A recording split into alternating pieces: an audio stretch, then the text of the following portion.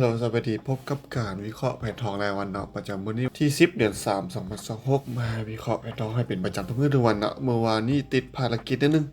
ก็เลยบ่ได้มาให้วิเคราะห์ให้โอเคมาเบิ่งมื้อนี้กันมื้อนี้ตามที่ให้เฮาให้แนวรับแนวต้านเนาะแนวรับตั้งแต่อาทิตย์ก่อนนี้การมันลงมาฮอดทีเนาะครับก็เกิดการดีดโตขึ้นมาเลยเนาะถ้าไผบายทำก็งามๆเลยโอเคขออนุญาตลบบัตรอย่างเนาะ เพราะว่าที่นี่เขาจะมีแผนใหม่กันก็คือตอนนี้ทองเฮดกราฟเป็นไซด์เวย์เนาะหรือก็คือแลนในกรอบถึงแล้วก็แลนในกรอบลุมแบบนี้เนาะเป็นไซด์เวย์ค่อนข้างใหญ่เลยเดี๋ยวเขาจะมี2แบบวิธีคือถ้าลุดกรอบ TTS บายขึ้นไปอีกแบบหนึ่งคือถ้าลุดกรอบลุมถ้าเสียวลงมาแบบนี้หรือจะเล่นในกรอบนี้ก็ได้เนาะเดี๋ยวเขาจะมาวางแผนเล่นในกรอบนี้ก่อนเนาะตอนนี้มันขึ้นมาใกล้จะฮอดที่แนวต้านเนาะแล้วเขาจะหาจังหวะอย่างหาจังหวะในการบ้ายขึ้นไปก่อนเนาะเพราะว่าตอนนี้ยังบ่ฮอดโดยตีเทรนไลน์เนาะนี่ที่ทำเพม15 นาทีสามารถขึ้นเป็นเทรนไลน์แบบนี้โดยเขาจะท่าอย่างเขาจะท่าจังหวะที่กราฟมันย่อลงมาที่แนวรับบอลนี้ซึ่งเขาจะมีนะครับวันนี้บอลทีใกล้ๆเส้นเทรนไลน์เนาะ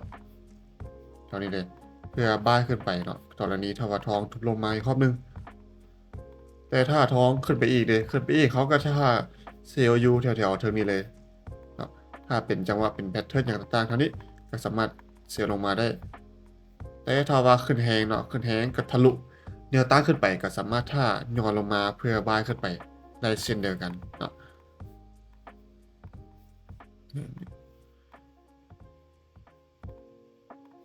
แบบนี้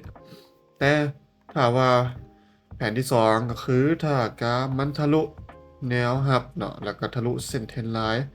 เราจะเปลี่ยนหน้าเลยจากหน้าบ้ายเราจะเปลี่ยนเป็นหน้าเซลล์เนาะถ้าทะลุลงมาถ้ารีเทสก็ไปเพื่อลงมาที่แนวรับคือเก่าเนาะ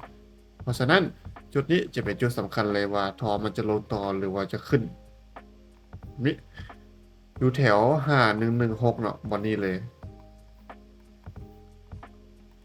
ซึ่งเขามาถามเบิ่งกันว่าทอมันจะ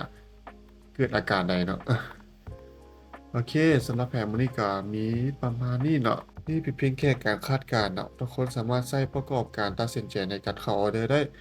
คนมี TPS เซลล์ชัดเจนถ้าเกิดแพทเทิร์นกับตัวทุกครั้งแล้วก็ PA ทุกครั้งก่อนเข้าออเดอร์สำหรับมื้อนี้ก็มีเท่านี้เนาะขอบใจ